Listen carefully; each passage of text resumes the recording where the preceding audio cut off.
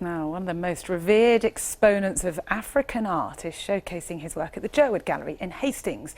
Ibrahim El-Salahi is a modernist artist in the traditions of Mondrian and Picasso. He was born in Sudan in 1930 and became the country's Under-Secretary for Culture in 1972. So he was advising governments in Africa and the Arab world on cultural policies. 3 years later, he was imprisoned without trial after being accused of anti-government activities. El-Salahi eventually settled in England, and these days he's in demand. In fact, he's in New York at the moment for the opening of a major show. Before he left, though, he spoke to Robin Gibson about the exhibition in Hastings.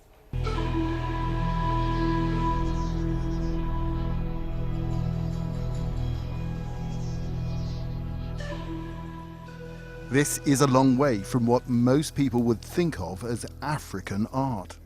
These are out-and-out modernist works, lines, angles, dots.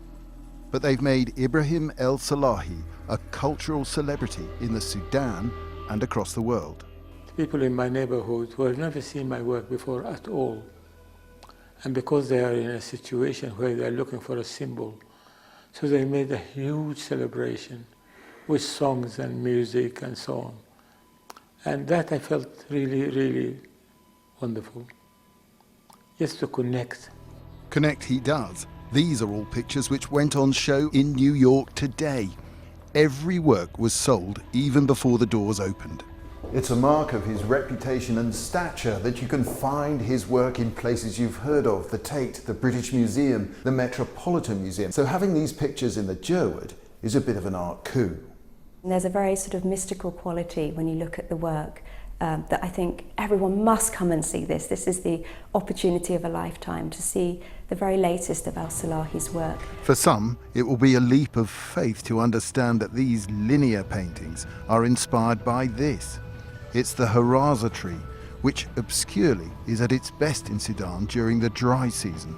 It grows in the banks of the Nile, and it's during summer, when it's dry and arid, it's in blossom.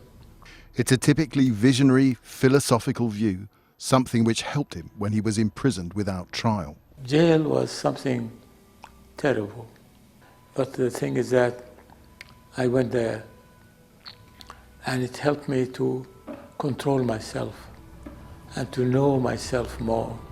Reading between the lines, a powerful imagination drawn on an absorbing life, all on show at the Jerwood until the end of the month. Robin Gibson, BBC South East Today, Hastings.